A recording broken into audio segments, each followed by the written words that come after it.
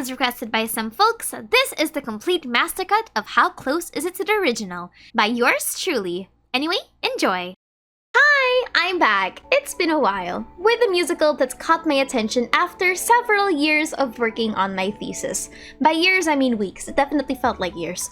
If you know anything about me and this channel, you'd know that I love dissecting modern media that took inspiration from historical and mythological figures, then seeing what their original sources were. So imagine my joy when I stumbled across an amazing concept album with a story that I had to read back in the 9th grade, about the world's worst island hopping.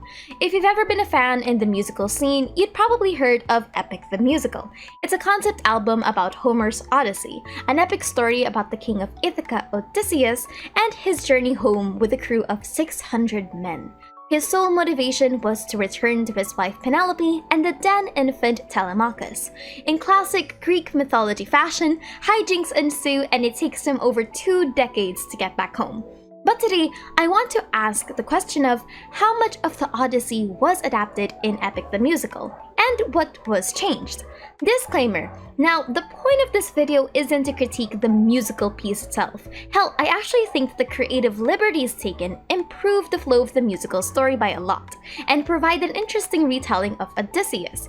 Adaptations naturally play by different rules, and accuracy isn't always something you should respect if the alternative gives you a quality piece of media. Granted, you respect that you are taking creative liberties with the original. I just wanted to explore the original story behind these lyrics, and compare and contrast when they changed and how they told it. I also won't be talking about the Odyssey as a whole full summary, but contextualizing it depending on the song's length.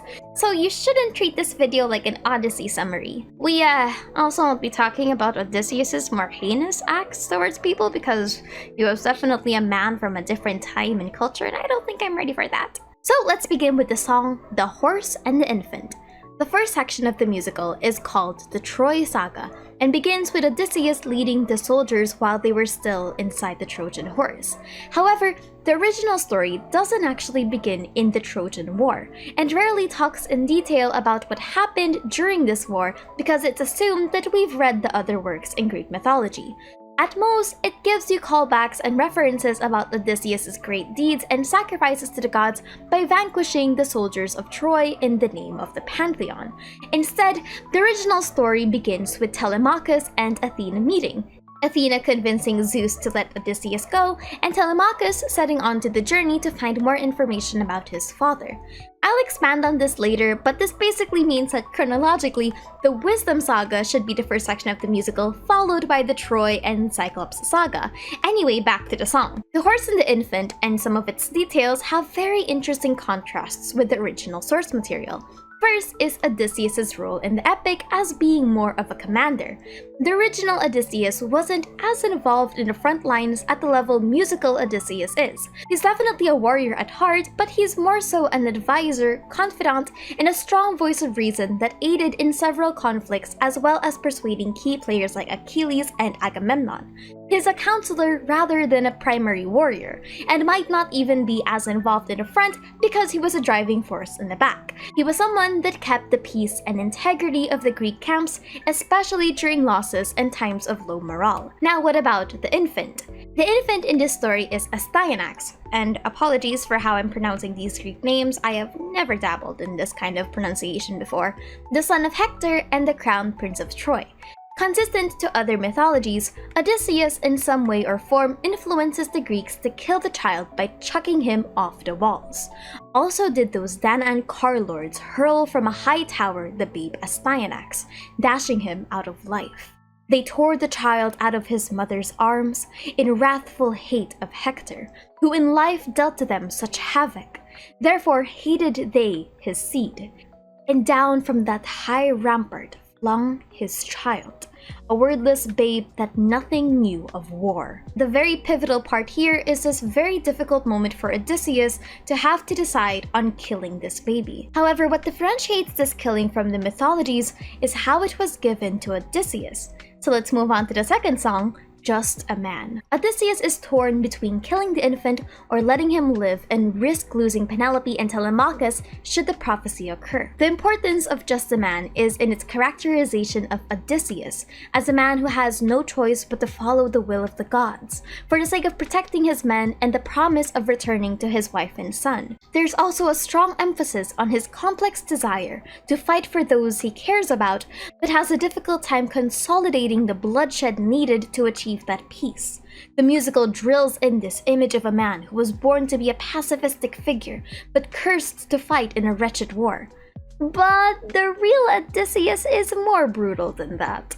In the musical, he begs the gods to give him an alternative route, and constantly negotiates his role as a warrior and a father, to which he succumbs to the reality that he's just a man, and kills the baby. In the myths, his killing of Astyanax wasn't driven by divine intervention or the will of the gods, but by Odysseus' foresight that should the baby be allowed to live, the Greeks believed that he would avenge his father and rebuild Troy. Him being thrown off the walls was also a testimony to the Greeks' power and fury, and some iterations even offered the infanticide as a sacrifice to the gods for safe travel after the war itself.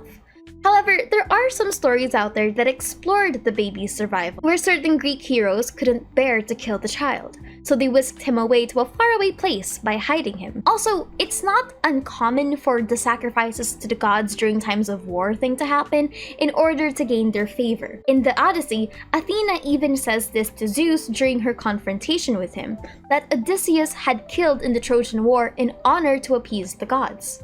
I quote, "Odysseus yearns to see even the smoke rising from Ithaca and longs for death. Yet despite that, Olympian Zeus, your heart does not respond to him. Did not Odysseus offer you delightful sacrifices on Troy's far-reaching plain beside the ships? If so, why are you so angry with him?" Now let's move on to the next song, Full Speed Ahead. The song doesn't have too many strong references that I can dissect except for the emphasis on 600 men, which was a relatively generous estimate based on previous literature. The 600 men is usually referenced as the number of people that Odysseus sailed with to Troy, as pointed out by a Quora analysis by Justice Styles. However, there's no concrete number on how many people actually survived after the Trojan War, so 600 men is a good enough estimate as it is. However, one important thing here is that the song skips over the first island that Odysseus and his men went to. Cyclops or Cyclops, I'm just gonna go with Cyclops for this one. He and his men raided Ismarus and put the people to the sword. Unfortunately, when they raided this island, the citizens cried out for reinforcements and eventually overwhelmed them. These were more in number and stronger, and they were more skilled in the art of war. We held our own against them, though they were more in number than we. But as the sun went down, the citizens got the better of us, and we lost half a dozen men from every ship we had, so we got away with those that were left. So this 600 men is roughly around 550 or less. In this song, we also meet two pivotal characters, Eurylochus and Polites. Eurylochus is rightfully Odysseus' right-hand man, even in literature. But Polites was actually given a bigger and more significant but briefer role in the epic The Musical compared to the original. In the musical, he was the one that accompanies Odysseus to the island of the Lotus Eaters. But in the original, most of Odysseus' men took refuge in the Lotus Island. Another key difference is that in Full Speed Ahead, Odysseus tells Eurylochus to watch where the birds fly and that it will lead them to land. But in the original, it was actually Zeus who raised the north wind against them until it blew into a hurricane. So where they were taken to was the land of the Lotus Eaters, which brings us to Open Arms. Let's focus on Polites. Polites in the original story didn't have that strong of a presence or even existent except for one line said by Odysseus regarding their closeness.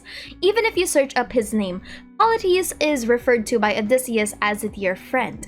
But he doesn't actually die as early as the Cyclops. He was in Eurylochus' group on Circe's island and was killed by either Scylla or the Zeus incident.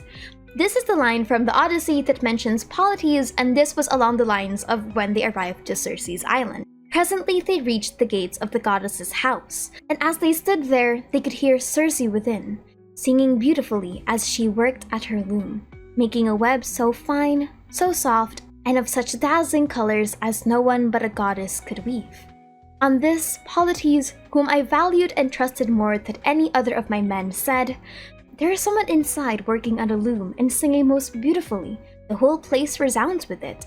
Let us call her and see whether she is a woman or a goddess." Another key difference here is that the Lotus Eaters aren't some small little guys, but are actually medium-sized, regular-looking humans that just ate the lotus flowers and got hypnotized to stay. They started at once and went about among the Lotus Eaters, who did them no harm, but gave them to eat of the lotus, which was so delicious that those who ate of it left off caring about home, and did not even want to go back and say what had happened to them, but were for staying and munching lotus. It's also important to note that the open arms characterization of Polites isn't exactly accurate to the story, but for your sake, don't Google him because this will absolutely ruin your perception of epic Polites, okay? Then we have the Warrior of the Mind, where we meet Athena, who was the patron protector and goddess of Odysseus and his family. There's not a lot to say about this one except for the boar part. Now, I've been trying to scour the source material for any reference of a boar in the Odyssey in relation to Athena specifically, since Epic states that the boar was Athena's challenged, killed only by the best. In the Odyssey, Odysseus does kill a boar, but it was never mentioned to be Athena's. Odysseus and the sons of Autolycus went to the wooded slopes of Parnassus and found a huge boar among thick brushwood. The boar heard the noise of the men's feet, and the hounds baying on every side of the huntsman came up to him. Odysseus kills the boar by hitting it on the right shoulder, and the point of the spear went right through him. But it wasn't explicitly mentioned that this was where Athena and Odysseus met. Now we move on to the Cyclops Saga, and this is where things get really interesting because this is a pretty close iteration of the Odyssey. In the musical, Odysseus and his men found a cave, led to them by the Lotus Eaters, at which they started eating the many sheep that they found. However, it turns out that the animals belonged to the Cyclops Polyphemus, who sealed the entrance with a massive boulder and proceeded to eat Odysseus' men. Odysseus tries to negotiate and apologize to the giant by giving him wine, but cunningly introduces himself as no man or nobody, so that he keeps his identity safe and to not incur the wrath of even more questionable creatures. The Cyclops accepts the wine, but the cruel wretch says that he will eat all of Noman's comrades before Noman himself, for he will keep Noman for last as a token of his gratitude. One difference of Odyssey and the Epic, though, is that the Cyclops went on a rampage before the wine negotiation. With a sudden clutch, he gripped up 2 of my men at once and dashed them down upon the ground as though they had been puppies. Their brains were shed upon the ground, and the earth was wet with their blood.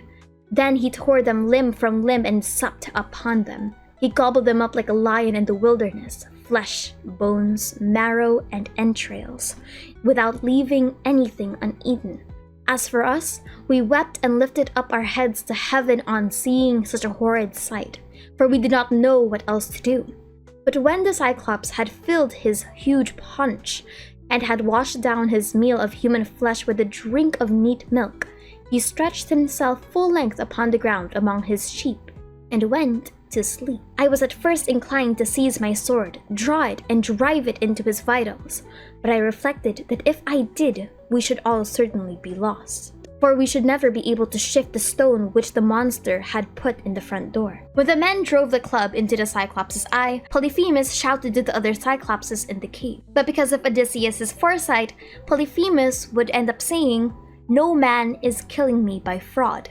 No man is killing me by force." However, even when they successfully leave, Odysseus makes the vile mistake of provoking the Cyclops and revealing his whole name. Now, this is the most important part of the Cyclops Saga because this was his biggest mistake. In Epic the Musical, this moment is meant to be a pacifism wins and mercy triumphs over ruthlessness because he spared the Cyclops and left without killing him, which is a great moment of you should have chosen to spare instead of kill and you wouldn't have gotten hurt. The difference is that in the Odyssey, this moment has a bit of a different tone. It's hubris. He doesn't call out to the Cyclops to teach him a lesson on mercy, but instead that he should have been more hospitable to Odysseus and his men, considering that they were visitors.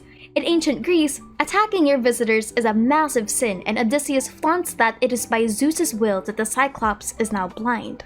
Another key difference here is that in the epic The Musical, Athena chastises Odysseus for sparing the Cyclops. However, in the original, it was the men of the ship begging Odysseus not to anger this creature any further because it might be able to throw another rock at them. Epic Odysseus prides himself of being a warrior of mercy, who wouldn't kill unless necessary. He still has his morals intact, and this is exemplified by him sparing the Cyclops and being conflicted with killing the baby, where the blood of his hands never washes away.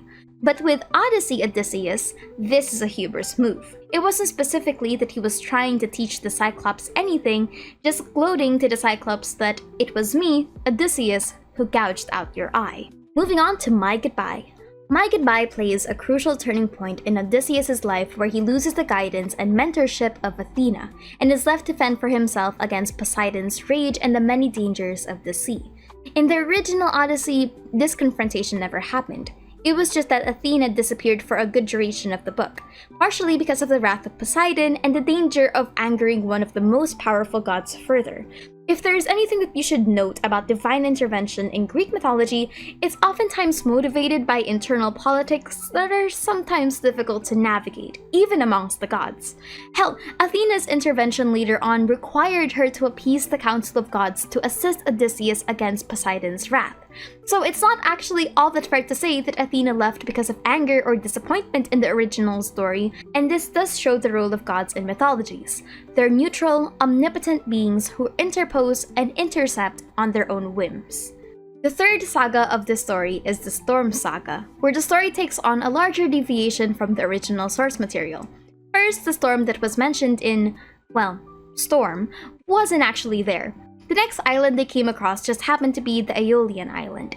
Now, the biggest deviation here is Aeolus themselves, who in the musical is a wind god. Except in the Odyssey, Aeolus is a ruler, son of Hippotas, and someone who was dear to the immortal gods. The island also isn't in the sky, but rather just floats upon the sea. The island wasn't a cloudy island, but instead a luxurious kingdom where...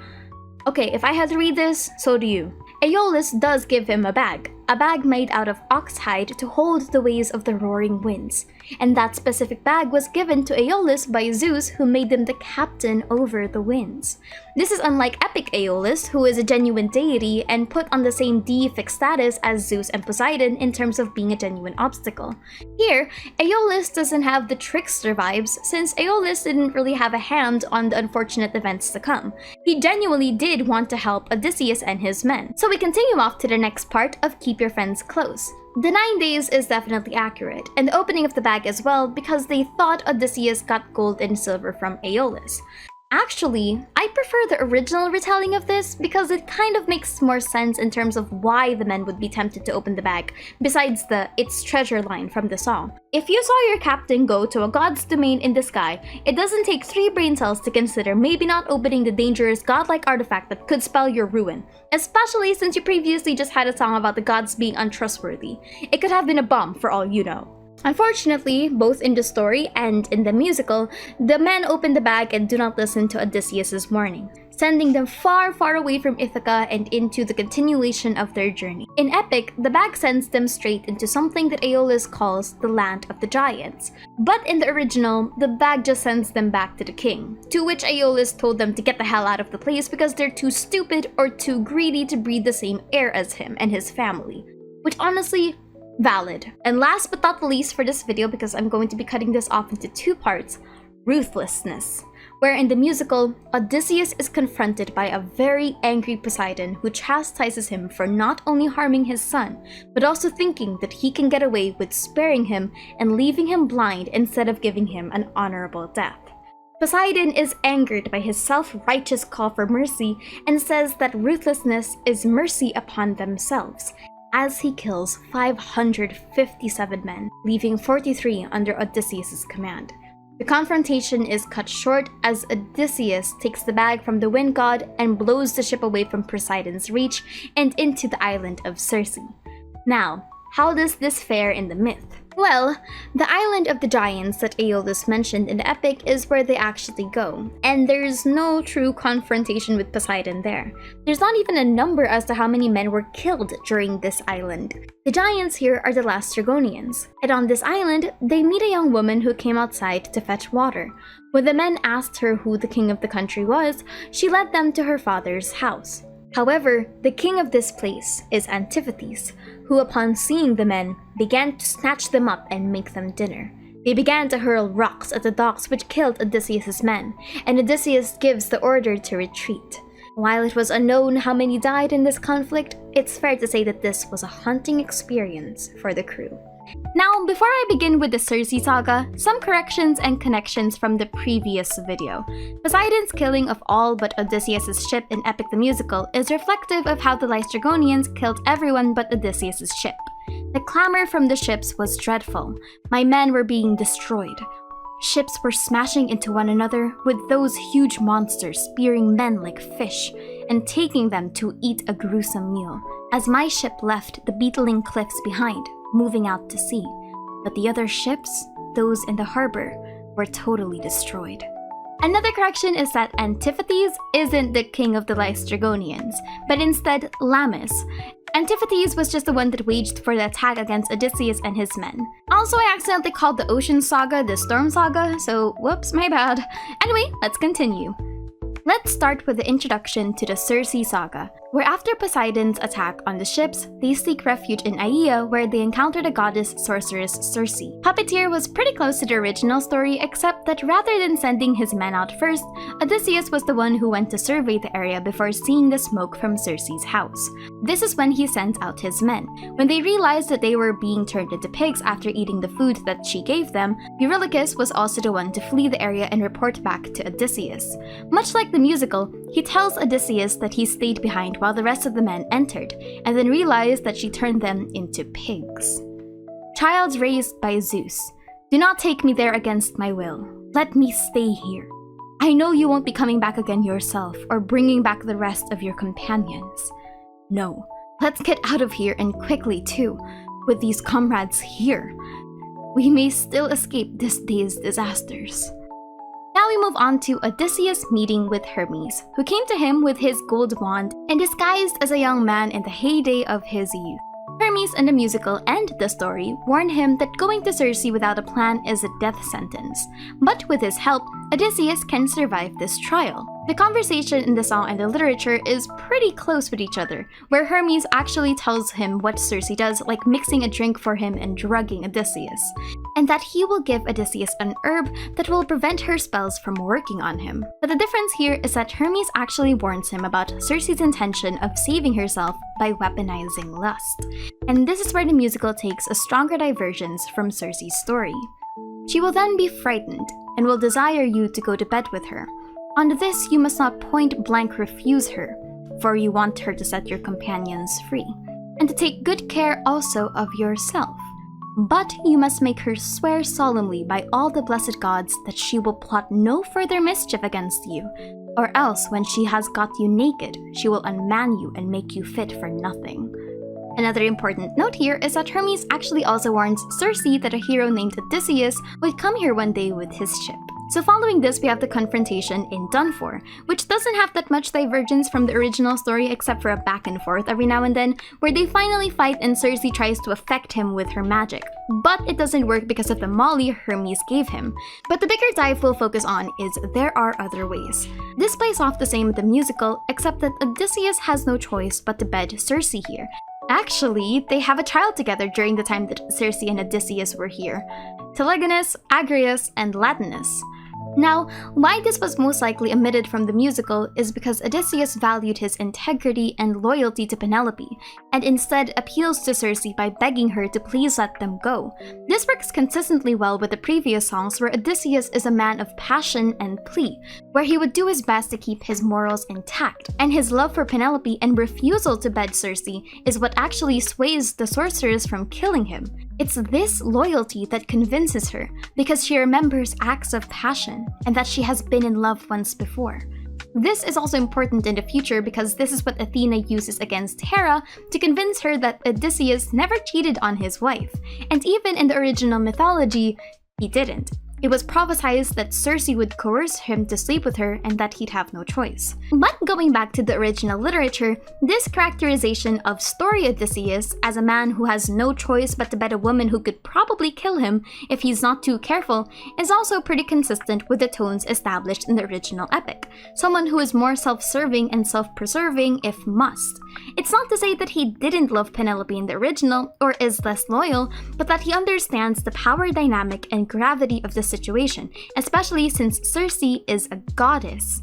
And I answered, Circe, how can you expect me to be friendly with you when you have just been turning all my men into pigs? And now that you have got me here myself, you mean me mischief when you ask me to go to bed with you, and will unman me and make me fit for nothing. I shall certainly not consent to go to bed with you, unless you will first take your solemn oath to plot no further harm against me.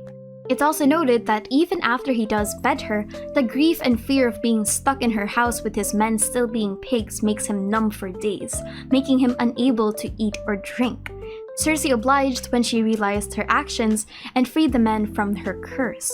They stayed on the island for a year, feasting upon an untold quantity of meat and wine. Actually, Eurylochus further questions why they're so willing to trust Circe after what just happened, which, honestly, understandable.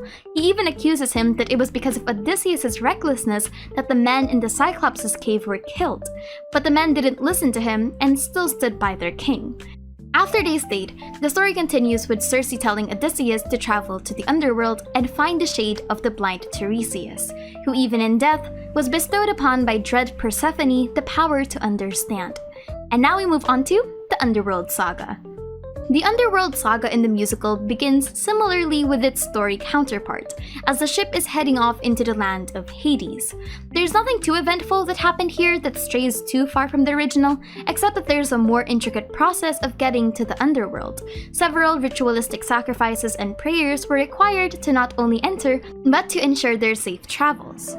Then out of Erebus came swarming up shades of the dead. Brides, young unmarried men, old ones worn out with toil, young tender girls, with hearts still new to grief, and many men wounded by bronze spears, who died in battle, still in their blood-stained armor. Crowds of them came thronging in from all sides of the pit, with amazing cries. This is where Odysseus finds his companion Elpenor, who was actually cut from the original epic the musical, whoops. The sadder part here is that Elpenor is actually the youngest crew member that survived the attack of the last Dragonians, only to die in Circe's island in the worst way possible. When Odysseus asks him what happened, this is what he says. In Circe's house, after I'd been sleeping, I didn't think of using the long ladder to get back again, so I fell headfirst, down off the roof. The impact broke my neck, shattering my spine. My shade departed and went down to Hades. He also sees his mother in the underworld who perished while Odysseus was still away. They share a pretty sad dialogue together where his mom realizes that Odysseus hasn't arrived yet in Ithaca, and she goes completely mom mode telling him that he needs a sturdy ship and that he's been gone for so long but now he's here in the underworld as a live man. His mother also tells him about what was happening with Penelope, Telemachus, and his father. Now, in the musical, he sees Polites in the underworld, but remember that during this time, story Polites is still very much alive before the, incidents that are about to come, but we'll talk about them later. But Odysseus actually spent a lot more time in the underworld than in the song, and he finds a questionable procession of wives and daughters of noblemen that came. And I'm going to be honest with you, I had to do several double takes here when I realized that I was reading some literal hanky-panky time in Afterlife, because I forgot that I was reading Greek mythology. Something Tyro and Poseidon. Actually, a lot of the accounts in the underworld are accounts of women in Greek mythology who were either coerced into making love with the gods, made love to the gods, or got into the usual Greek mythology shenanigans like Oedipus's mom. He also sees Agamemnon and Achilles who talk about how they die. And unlike the musical where it's portrayed that Odysseus is screaming and having a genuine panic attack during his travels to the underworld, Greek underworld with the right rituals is surprisingly pretty chill, courtesy of literally the best god in the pantheon. But this This is immediately ended when Odysseus hears 1,000 tribes of those who died, and he realizes that he should leave before dread Persephone sends him to a monster. Now we move on to No Longer You, and you might notice that this isn't given the best spotlight despite being the pivotal moment in Epic the Musical Odysseus' character.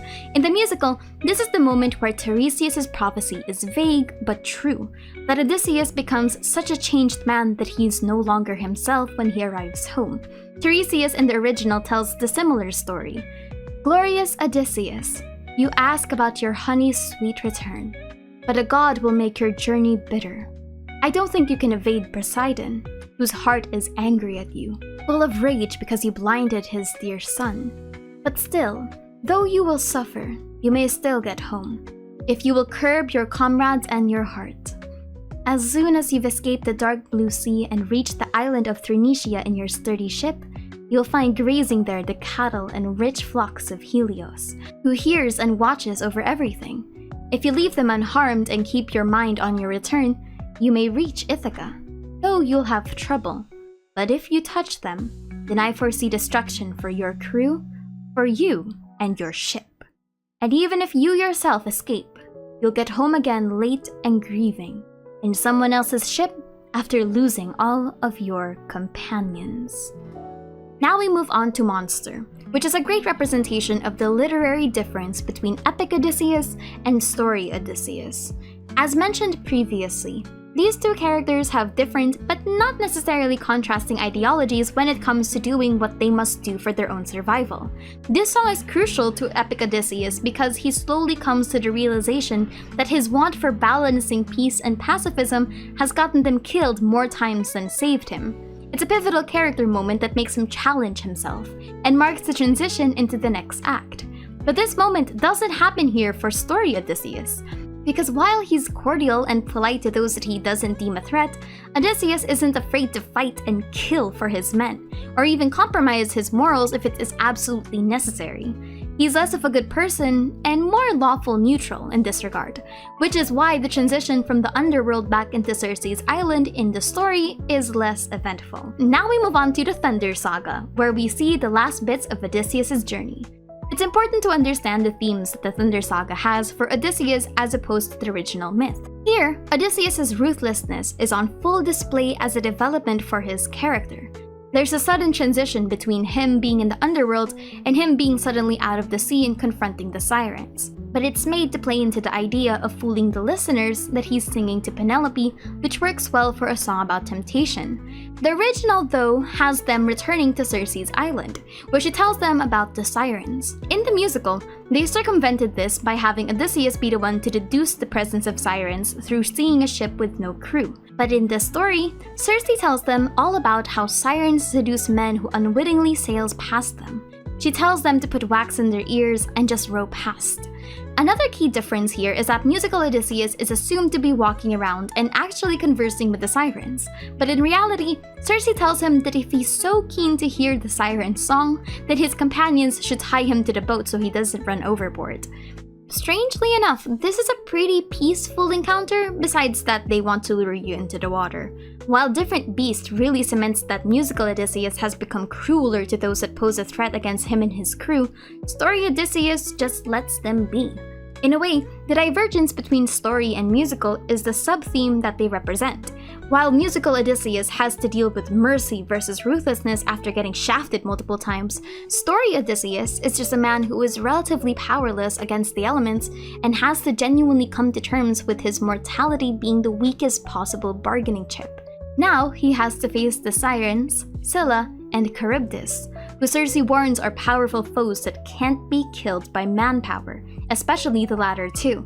Story Odysseus actually even tries to ask Circe if there's a way for him to safely move past Charybdis and to naively protect his men against Scylla, where musical Odysseus makes the active decision to willingly sacrifice 6 of his men to the sea monster, by making them light up 6 torches. The lyrics even further that she and Odysseus were the same, that there was no price that they won't pay for their own survival.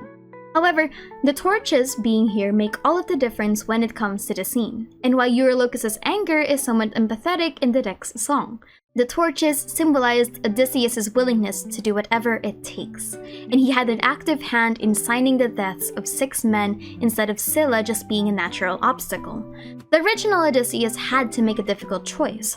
Sacrifice 6 men indiscriminately, including himself potentially dying to Scylla, or take the ship to Charybdis and risk all of them dying. Odysseus' selfish decision here, however, is him not telling the men that 6 of them will die, and that is a sacrifice that he was willing to take. Friends, up to this point, we have not been strangers to misfortune. Surely the bad things now are nothing worse than when the Cyclops with a savage force kept us prisoner in this hollow cave. But even there, thanks to my excellence, intelligence, and planning, we escaped. I think someday we'll be remembering these dangers too. All of you should follow what I say. Stay by your oars, keep striking them against the surging sea. When we saw Charybdis, we were afraid we'd be destroyed. Then Scylla snatched away 6 of my companions, right from the deck, the strongest and the bravest men I had. I turned to watch the crew and the swift ship. Already I could see their hands and feet, as Scylla carried them high overhead. They cried out and screamed, calling me by name one final time, their hearts in agony. Mutiny and Thunderbringer play a different role in the musical versus their confrontation in the actual story. And I'll emphasize again that adaptations don't need to always stick to the themes and representations of the original source material if it means keeping internal consistency and provides good storytelling. And drama! Who doesn't love a good drama?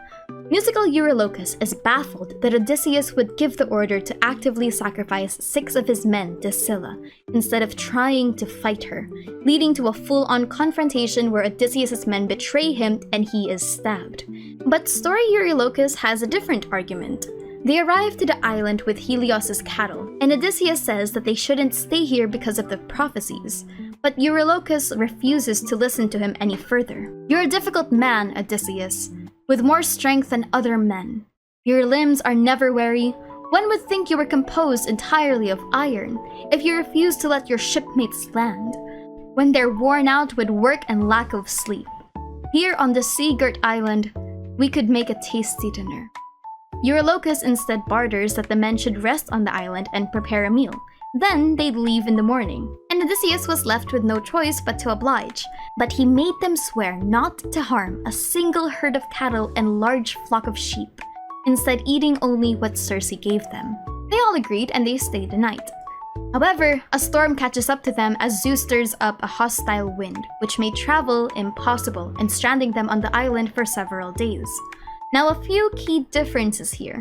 It was a slow descent into hunger and chaos. Second is that there's less vibes about the infighting within the team, and more so just men who were desperate to survive by any means necessary, with Odysseus being the final reluctant acceptance in staying on the island. Third is that the eating of the cattle wasn't as unprompted as the musical makes it out to be. And now for the killing of the cattle. In the story, Odysseus wasn't actually there to stop Eurylochus from convincing the crew to eat the cattle. I washed my hands in a protected spot, a shelter from the wind, and said my prayers to all the gods who live on Mount Olympus. Then they poured sweet sleep across my eyelids. Meanwhile, Eurylochus tells the men that they should drive away the best of Helios' cattle and then sacrifice them to the immortal gods who hold wide heaven. And as appeasement, when they return to Ithaca, they'll make a temple for Helios where they will put expensive gifts as gratitude. Honestly, it doesn't sound that bad of an idea minus the whole double prophecy warning. If I didn't have hindsight, I'd say that this was a pretty good copium considering that they were about to die of starvation. At that point, they needed to try something. And while Eurylochus does get flack for not listening and getting everyone killed, the whole prophecy on the island seems more orchestrated than it first appears. Zeus allegedly sent the winds which forced them to deplete their food even if they were willing to leave first thing in the morning. Odysseus falling asleep in an area protected by Mount Olympus, and even Odysseus crying out and groaning to the gods that the sleep that they gave him was forced upon him and cruel, bringing about the doom of his entire crew. It's a cool contrast from the more human portrayal of the scene in the musical as man being weak to temptation and survival. It is instead emphasized that man is powerless against not only their basic needs, but also by the gods' will. So when the men did cook the meat and Helios Hyperion was informed, he immediately asked Zeus to please take vengeance on the companions of Odysseus, which leads us to Thunderbringer. Important context from the original story. Zeus wasn't as conniving or as directly involved besides the occasional casting of winds against Odysseus' ship. Odysseus has been referred to multiple times as a son of Zeus due to his lineage, where Zeus appears around 2 to 3 times depending on the source material, meaning the fact that Zeus came to incur divine punishment against Odysseus and his men is already a big deal. But this is mostly because of Helios' threat to the gods.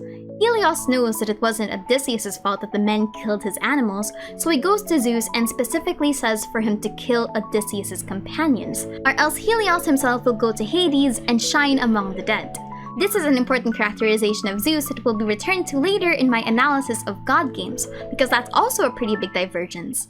Zeus isn't a good god or a good entity either, God knows the last thing you need is to defend the guy, but he isn't directly malevolent towards Odysseus and definitely didn't give him the cruel option of choosing whether to spare himself or the men. The roar of the lightning strike that broke the ship is almost instantaneous. But musical Zeus is more lax in a horrifying way.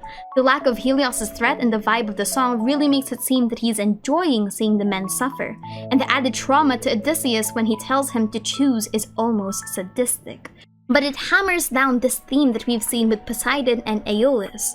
Gods don't have the best interests of humanity. The Wisdom Saga, as I previously mentioned in part 1, is actually the first part literary-wise in the story. I made the mistake of saying chronologically instead of literary, so oops, my bad. Actually, it's much harder to dissect this one because of the timey-wimey things, so the sequence of events may be off and I trust for your help in the comments. Anyway, legendary is Telemachus' song, focusing on his desire to see his father again, but also to be a legendary hero like Odysseus. It also gives us the context of what's been happening at home. The suitors have finally grown tired waiting for a dead man and are pestering Telemachus and Penelope. It's a good starter for the tale. When Telemachus gathers all of the men in the first part of the story, he tells the tale of his noble father and how he hasn't received any report on his return. Telemachus goes on a really long rant on how these suitors are stuck at home and are wasting his and Penelope's time eating, drinking, and sleeping in a kingdom that wasn't theirs. Now remember, by this point, everyone is convinced that Odysseus is dead, so the men of the house were discussing that Penelope waited too long for this. This is also the part where Telemachus was trying to find resources for his voyage to try and look for his father. Eurymachus, all you other noble suitors, no longer will I make requests of you or speak of it, for gods and all Achaeans understand. Just give me a swift ship and 20 men, so I can make a journey and return to various places, to sandy Pylos, then to Sparta, to see if I can find some news about my father's voyage home. If I hear my father is still living and returning home, I could hold out here for 1 more year, although it's hard for me. If I learn he's dead and gone, I'll come back to my native land, build him a tomb, and there perform as many funeral rites as are appropriate. And after that, I will agree. She must choose a husband. Then we move on to Little Wolf, the confrontation between Antinous and Telemachus, and Athena meeting Odysseus' son. The fight between the both of them in the original story happens less with an actual fight and more of continuous proclamations of hatred, with Antinous calling Telemachus a proud and untamed spirit. But what I want to focus on is Athena and Telemachus meeting. Athena's meeting of Telemachus in the original wasn't just through divine intervention, but also her stealthily taking the form of a foreigner named Mentis. When Telemachus meets Mentis, he already feels in his heart that this wasn't a regular stranger, but nevertheless treats him with hospitality. Athena tells him of Odysseus being alive at sea. Their conversation here is actually slightly reversed in Will Be Fine. In the song, it's Athena that looks for comfort and advice from Telemachus as he shows her compassion while she was regretting the events of My Goodbye. But in the original myth, Athena was the one comforting Telemachus by providing him words of guidance, and even empathizes with him by saying that Odysseus is bad for still wandering around when Telemachus needed him so much. How I wish Odysseus from way back then would now return and mingle with the suitors. They'd all come to a speedy end and find their courtship painful. But all these matters lie in the laps of gods. He may return and take his vengeance in his own hall, or he may not. But I'd encourage you to think of ways to force these suitors out, to rid your halls of them.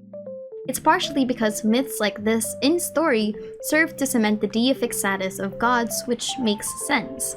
Gods in Greek mythologies are less of rational and human characters, but more like concepts that embody the apex of principle, both its flaws and its good. Athena, as the goddess of wisdom in myth, is portrayed here as caring to Telemachus, but also with the same vigor as a god of war would. But why I believe that Will Be Fine is needed in the original musical is because my goodbye happened, and the relationship between Athena and Odysseus was a central theme. It just shows you how adaptations can change the source material over time, but not necessarily for the worse. And I think that's the beauty of creativity. Now we move on to Love in Paradise, where the song ties in the events of the intro and establishes the current time skip between the Thunder Saga and the Wisdom Saga. Athena looks back into the past and what happens during her absence after my goodbye, seeing the tragedies that fell upon Odysseus and how he changed across the final legs of his adventure. We see that he ends up in the island of Calypso, where we meet the eternal goddess who traps Odysseus for several years. The island is known as Ogygia, and these 7 years were described by Odysseus as heartbreaking and grueling, as Calypso forces herself upon him as an immortal lover. Odysseus' stay in Calypso's island isn't as documented in the original myth because of the structure of Odysseus' accounts and the time skips in between them, but it is mentioned that Odysseus, who longed to get back to his wife and reach his home, was being held in a hollow cave by the mighty nymph Calypso, a noble goddess who desired to have Odysseus as her husband. Now to the final song of the current concept album and my favorite, God Games, where Athena asks for the permission of Zeus to set Odysseus free from the islet of Calypso, but Zeus challenges her to a game instead, where she must convince each of the gods that a man filled with shame like Odysseus deserves a second chance. Athena goes through Apollo, Hephaestus, Aphrodite, Ares, and Hera and successfully garners their vote with witty counter-arguments in favor of Odysseus. But Zeus, angered that he was bested by his daughter and that his game was beaten, fights Athena and nearly kills her to an inch of her life. But it's important to understand Zeus's role in the original myth, which wasn't as outwardly hostile to Athena during this confrontation. Actually, he wasn't grandiose all throughout the myth, as we've seen how he had to micromanage the gods. Zeus's role in the Odyssey is less of a threat and more like the older brother that's genuinely trying to make sure that everything doesn't explode, because Helios threatened to leave the earth for some cow and Poseidon is pretty pissed off right now. He is more or less a reluctant mediator that might not be the wisest, but has no choice but to oversee the internal politics of this place, whether he wanted to or not. The confrontation begins with Zeus addressing the gods gathered in the Great Hall. He discusses another myth entirely regarding Aegisthus and the current politics happening with Clytemnestra and Agamemnon's death. But when she actually asks him to free Odysseus, Zeus is shocked that Athena would even insinuate that it's by his hand that Odysseus is stuck in there, and by no means does he call Odysseus a man filled with shame. My child, what a speech has passed your barrier of teeth! How could I forget godlike Odysseus, preeminent among all mortal men for his intelligence and offerings to the immortal gods who hold wide heaven? That's the reason Earthshaker Poseidon makes Odysseus wander from his country. But he has not killed him yet. So come now, let's all of us consider his return so he can journey back to Ithaca. Poseidon's anger will relent. He can't fight the immortal gods all by himself. Not with all of us arrayed against him. In Book 5, we see a more detailed account of what Athena said to the gathering. The gods were sitting in assembly, among them high thundering Zeus, whose power is supreme. Athena was reminding them of all the stories of Odysseus' troubles. She was concerned for him as he passed his days in nymph Calypso's home. Zeus says in response, "Did you not come up with this plan yourself, so that Odysseus, once he made it home, could take out his revenge against those men? As for Telemachus, you should use your skill to get him to his native land unharmed. That's well within your power. The suitors will sail back in their ship without success. I do want to emphasize that even if God Games isn't completely canon to the original story of the Odyssey, it doesn't make it any less valuable of a song in the canon of its own universe. Athena challenging her father, and technically her family, in a game of wits for a mortal man is the crucial character development that she needed from Will Be Fine. Zeus being a nearly sadistic and almost cruel father figure to his own daughter is consistent with how he's portrayed in Thunderbringer and even in The Horse and the Infant. And this is where we can end the short analysis of how close was Epic to the Odyssey. The music is splendid and catchy and gives an interesting retelling of Odysseus as a more jaded and rounded character versus how the Odyssey really portrays him. It works well on a theatrical level, even if the myth is more rigid and straightforward. The Vengeance Saga is the final section of Odysseus' journey where, after being beaten down by life and hardening his heart, he rises up against his adversaries and remains determined to get back home despite everything. The Vengeance Saga is the culmination of Odysseus' hardened warrior character development from the previous songs, ending with him getting the final vindication against Poseidon. Compared to the myth though, Epic takes a more character-centric development where Odysseus fights against his problems, as opposed to the more desperate, beaten, and honestly ready to just end it all Odysseus from the myth who could not catch a break. So starting off with Not Sorry for Loving You. I actually didn't give Calypso and Odysseus' time together much emphasis when I covered it the first time, which was honestly a big mistake because some people had the wrong idea that Odysseus' time fornicating with Calypso was grounds for high treason against Penelope, so I want to talk more about it here. Not Sorry for Loving You is a sad, almost misguided love song about Calypso's torment from being all alone in the island for years. And then when she finally found Odysseus, it was both a mix of genuine attraction and manic loneliness that drove the nymph to be an uncomfortable and coercive force.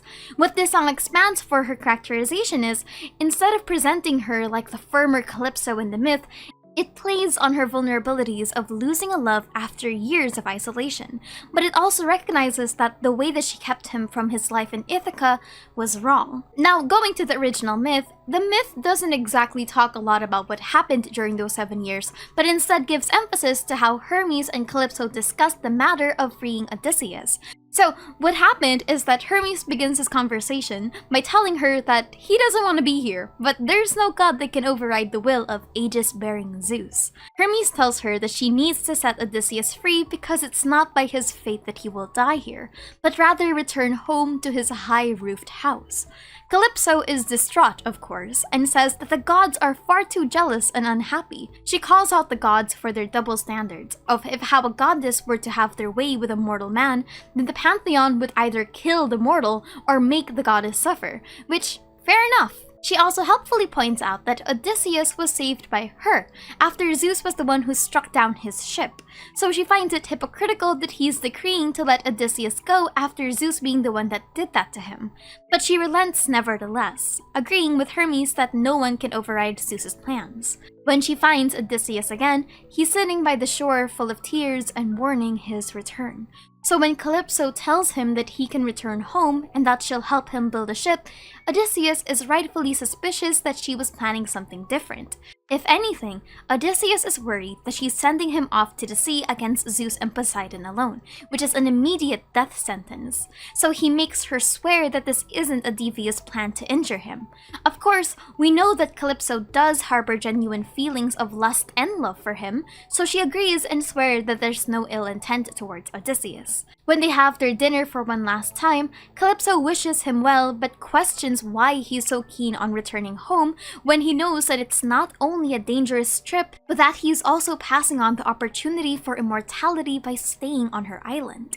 She even says that she's no worse than Penelope, and it's wrong for mortal women to even compete with gods in form and beauty. To which Odysseus responds that while Calypso is beautiful, it's not fair or just to compare Penelope's beauty with hers, since the latter will never age or die. What I appreciate about this song is the contrast with Calypso's initial introduction, as a demeaning and overbearing goddess, and instead encapsulates the loneliness she felt across the centuries.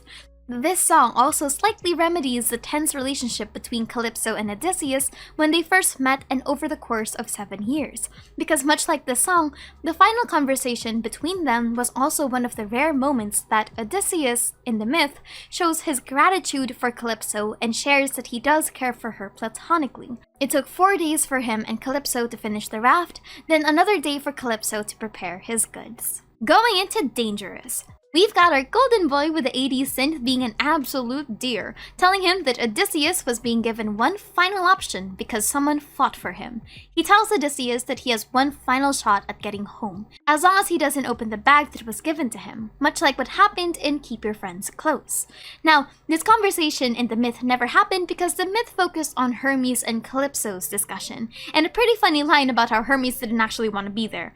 Anyway, first up, in good old classic Epic the Musical fashion, the stakes are heightened here to emphasize the gods versus mortals agenda going on between Odysseus and Poseidon. So the windbag being a callback to how Odysseus evaded Poseidon the first time is very important because, as we'll see in the later songs, the windbag becomes pivotal in his journey and success. But in the original, because Odysseus and his crew were taken back to Iolus, and Iolus basically told them to leave, he doesn't have the windbag here. Second is that this song is supposedly the time when Hermes warns him about Charybdis, hence uncharted waters. But if you remember from my previous video, Charybdis and Scylla and the Sirens were warned to Odysseus by Circe before he left her island for the second time after returning from the Underworld. Third is, I'm not sure if this is intentional, but when strangers lurk around the isle could be a reference to the suitors and even the new faces in the next island that Odysseus will wound up in. Next we have Charybdis. The song Charybdis is Odysseus' final hurrah as he gets to the last leg of his adventure, with nothing but the mighty raft that he built with Calypso. This song serves as a culmination of Odysseus' anger towards everything and how exhausted he is from all that's happened to him, saying that he's still fighting here and that he's not dying here. This moment was the worst possible thing that could happen to Odysseus, because this happens after Zeus kills all of his men, and he simply was hanging on to a loose piece of wood being left behind by the bolted ship, when he realized that he was slowly drifting off towards Charybdis. The waters started moving at an unprecedented speed and the sea monster's mouth began sucking up all of the water. During this time, Odysseus was still contemplating how unlucky he was, and he was desperately trying to hold onto a fig tree as the last piece of the boat was spit out.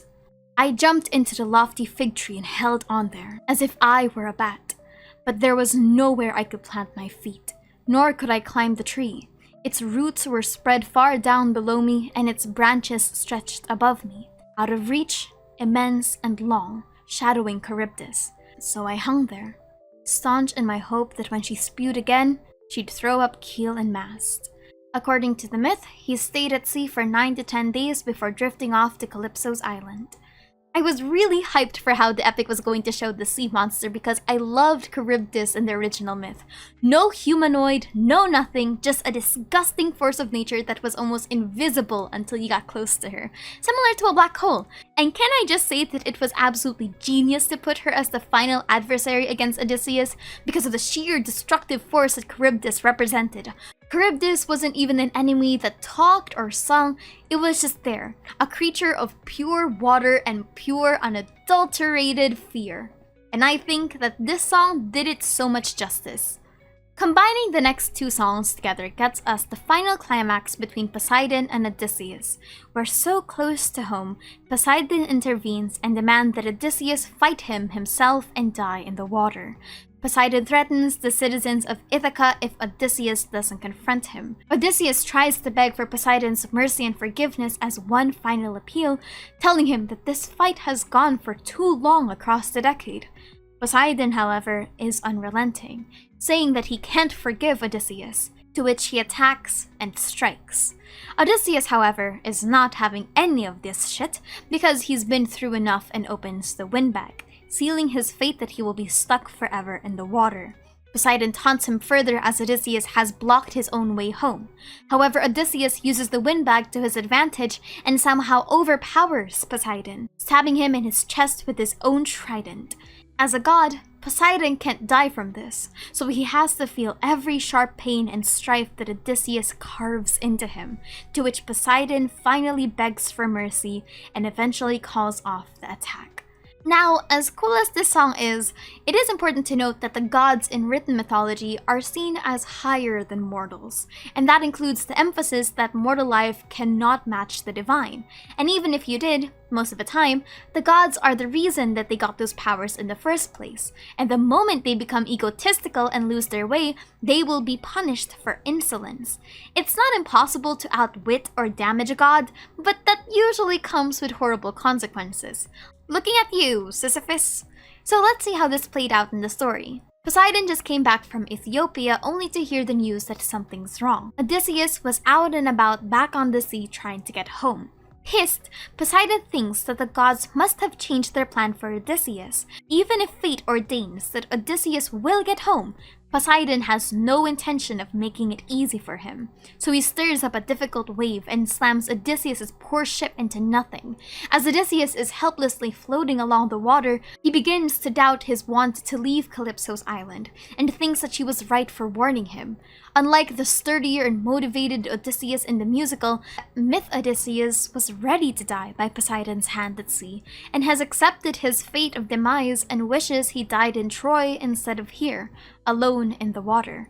And what's kind of funny is that Zeus catches a random stray because Odysseus says that Zeus was the one that sent him the wave.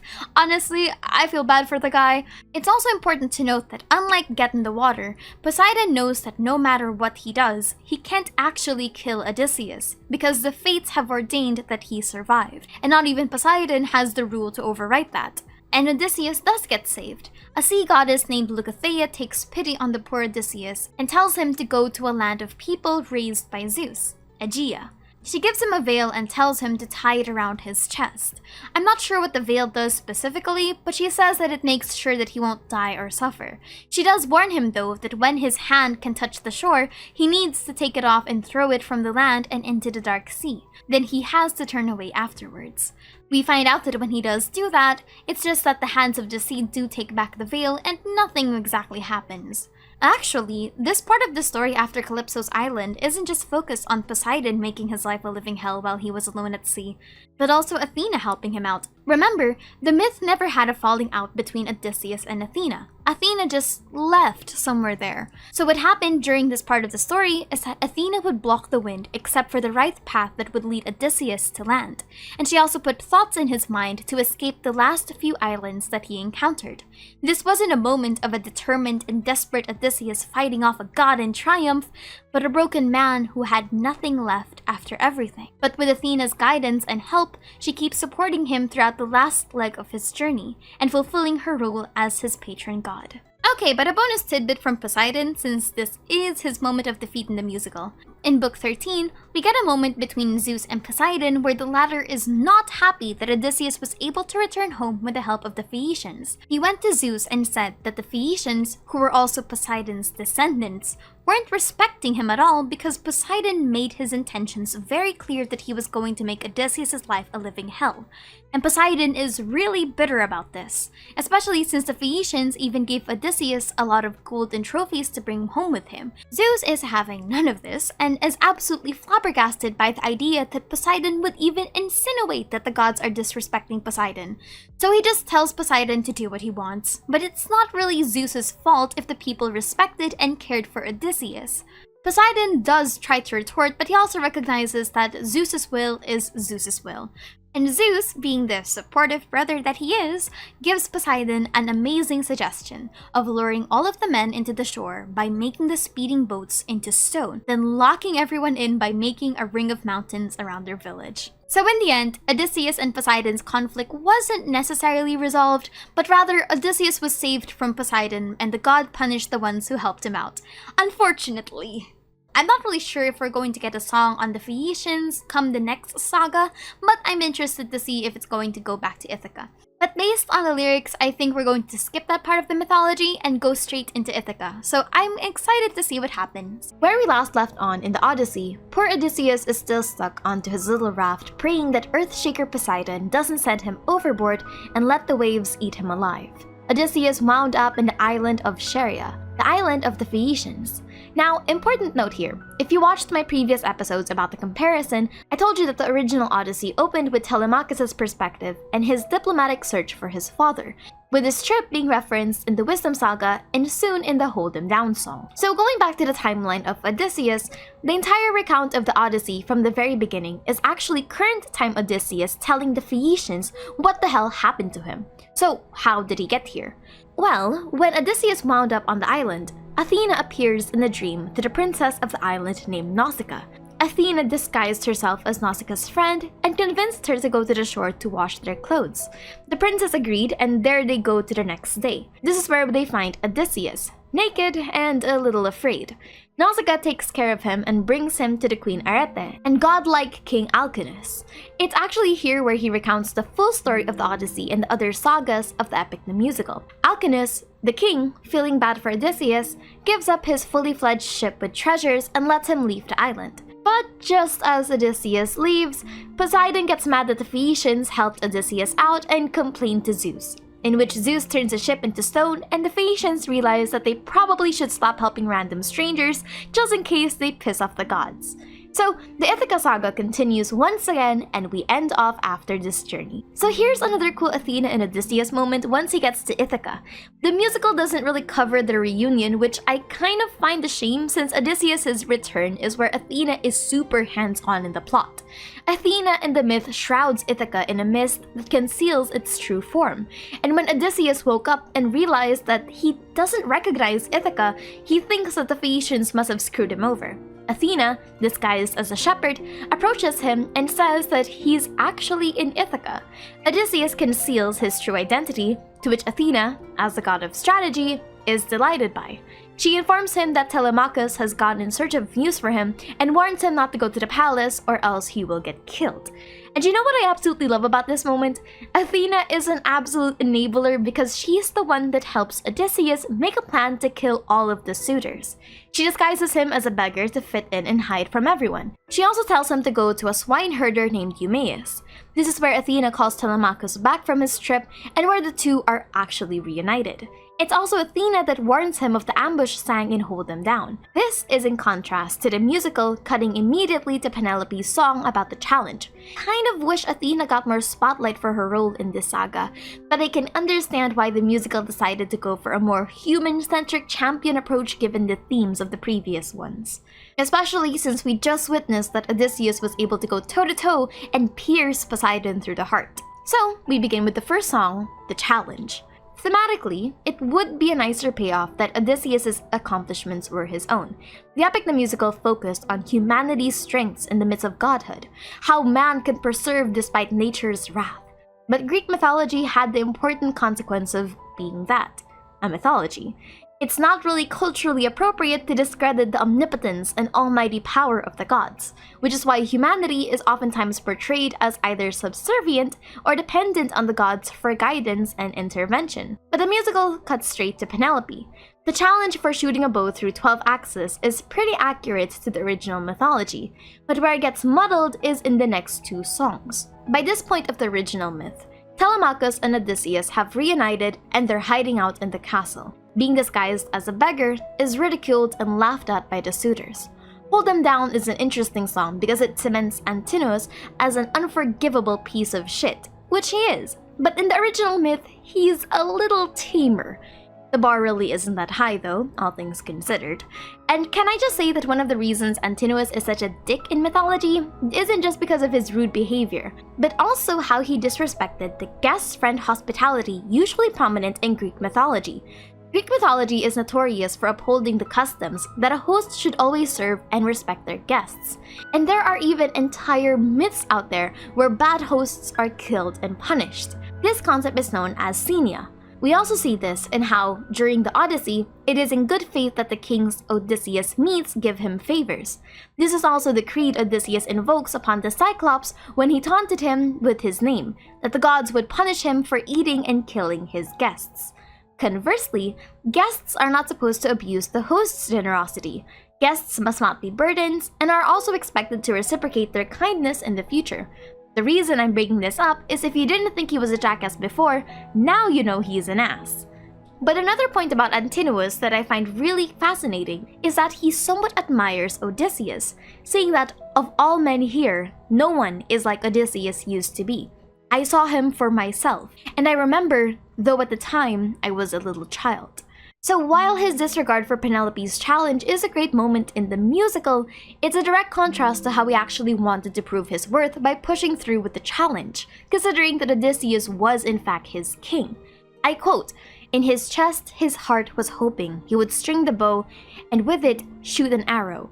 Telemachus actually goads them to completing the challenge by telling the men that they should try the bow, and that he will happily step down once the challenge has a victor. You know what I actually found kind of funny during this scene is that Antinous was the one that's kind of facilitating the entire thing, and he was encouraging the other suitors during this scene like, "It's okay buddy, you tried, you can put the bow down." Then he gets shot.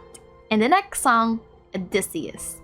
In Book 22, we get the carnage that is everything. Odysseus takes a bow and goes on a rampage against all of the suitors.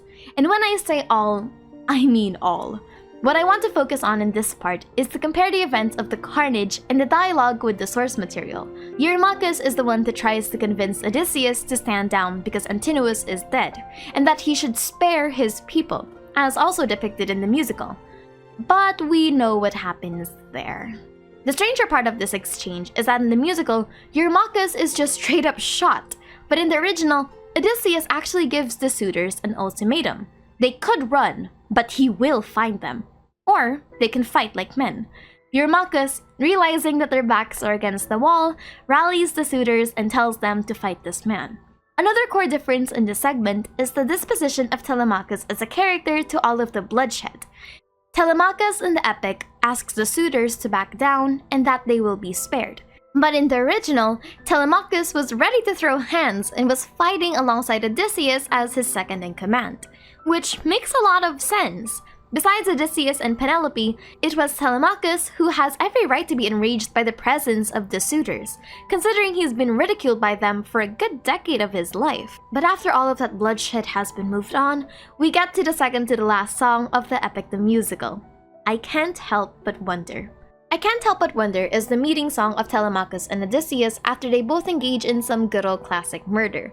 I don't know if the implication of the lyrics is that this is their first time seeing each other after all those years, or if they already saw each other before the carnage. Regardless, it's still a beautiful song that serves as their closing reunion after 20 years. But the difference of Epic the Musical's ending versus the glorious bloodshed ending of the myth is that this song paints Odysseus' journey as a man who had no choice but to go down a path of hatred and vindication. As I already mentioned before, in the original myth, Odysseus already saw and plotted with Telemachus and Athena before he got to the palace. So let's focus more on Athena. The ending of the Odyssey is actually with Athena seeing the carnage and going, "Oh shit, this may have gone on for too much." To the point that she even goes to ask Zeus and ask him if this bloodshed should go on. Remember, in this part of the mythology, Zeus is already tired of having to deal with not only Athena's entire plan with her crowd favorite Odysseus, but also Poseidon's insistent warning about the guy that blinded his son, Apollo snitching that his favorite cows were murdered, and all of the other shenanigans that Zeus had to deal with because of Odysseus. So Zeus, with his final bit of patience, just tells Athena that this whole thing was her idea, and wasn't that the point? That Odysseus was given the opportunity to fight and kill for his word. But Athena does go down and stop the carnage by making men of both sides surrender. Odysseus actually didn't listen to her and was ready to strike again had Zeus not intervened. Athena does tell him to stand down, and that is the end of this section. Will You Love Again is the final song of Epic the Musical, where we finally see the reunion between Odysseus and Penelope. What I really like about the musical is that I feel like it does what it has to do for the ending of the Odyssey, and I think straying from the source material in favor of a more heartfelt ending to the musical was the right choice. It's the perfect payoff, Odysseus finally seeing Penelope again and ending it with a high note. Unfortunately, the original myth doesn't have this big oomph. That's partially because Odysseus already meets Penelope before the carnage. In Book 19, while Odysseus was still disguised by Athena as a beggar, he was insulted by Melantho, one of the suitors. Penelope comes to defend Odysseus and even calls them a bold brazen bitch. But then Penelope asks beggar Odysseus to follow her so that she may ask him a few questions. Penelope actually reveals how she got these suitors to wait for so long, even through Odysseus' absence, because it is strange that hundreds of men would be so patient for one woman in ancient Greece. It's because Penelope lied to them by saying that divine intervention has willed that she will only be married when she finished the fabric she was weaving on the loom. But soon, after years of no progress, and because she was ratted out by her slaves, the suitors saw that Penelope was actually unraveling the loom at night so she could never finish. The suitors forced her to complete the weave, and now she has no choice but to marry someone. This portion of her lie was referenced all the way back to the challenge, but I wanted to point it out here because she opened this conversation to Odysseus rather than just to herself. Beggar Odysseus then lies to her and says that his name is Atheon. Allegedly, Atheon saw Odysseus sailing from Crete. Penelope tests him multiple times about what he saw. First, what was this Odysseus wearing? For which beggar Odysseus says that he was wearing a woolen double purple cloak with a brooch of gold. Penelope admits that she was the one who put those clothes on him. She then renounces Odysseus' return and says that for now, he is not welcome in Ithaca. But Atheon tells her that Odysseus is coming back, still alive and with a lot of treasure. But this is the first conversation that they have before the carnage. So let's look at the last one, which has a lot of references to the song.